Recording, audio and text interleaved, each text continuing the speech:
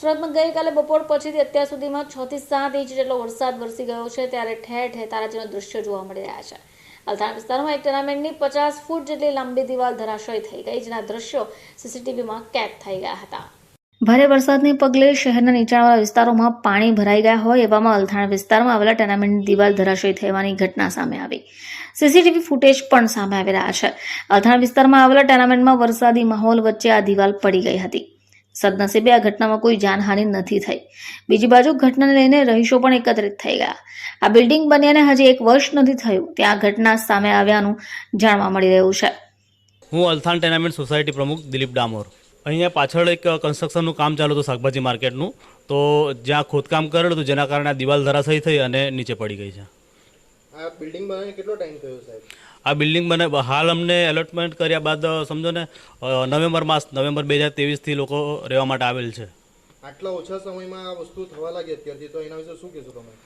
કદાચ નબળું બાંધકામ હોઈ શકે. પાછળની સાઈડે જે ખોદકામ કર્યું હતું અને ખોદકામ દરમિયાન કદાચ જગ્યા ઓછી છોડી હતી જેના કારણે જમીનનું ધોવાણ થતાં દિવાલ ધરાશયી થઈ છે. આની કોની બેદરકારી ગણવામાં આવશે હમણાં?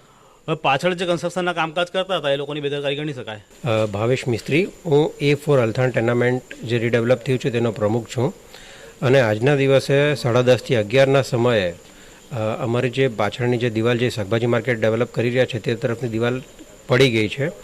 હવે આ અમને એલોટ કર્યાને લગભગ 7 થી 8 મહિના જ થયા છે અને તે આટલા સમયની અંદર જ જો આવું નુકસાન થાય અને કંઈક જાનહાનિ થશે તો એના માટે કોણ જવાબદાર?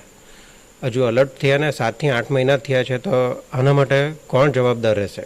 અત્યારે જે આ અલથાણ ટેનામેન્ટ રીડેવલપ થઈને જે અમને મળ્યા છે તો તેમાં આજે જે 10:30 વાગે જે હોનારત થઈ તો તેની અમે લોકોએ 1 મહિના પહેલાં લેખિતમાં અને મોડે પણ બિલ્ડરને જાણકારી આપવામાં આવેલી, છતાં પણ એના પર કોઈ અમલ કોઈ એક્શન લેવાયા નહીં અને ન કરે નારાયણ અને આમાં કોઈ જાનહાનિ થશે તો તેની જવાબદારી કોની રહેશે? માંગણી અમારી એવી રીતે છે કે આ જે પણ અત્યારે જે હોનારત થઈ છે તો તેવું ભવિષ્યમાં નહીં થાય અને અત્યારે જે નુકસાન થયું છે તેનું અમને વ્યવસ્થિત રીતે કરી આપવામાં આવે ને તે સિવાય બીજું પણ કંઈ ચકાસી લે કે આવી કોઈ બીજી મિસ્ટેક કંઈ આની અંદર રહી નહીં ગઈ હોય. બ્યુરો રિપોર્ટ, ચેનલ આઈ વિટનેસ.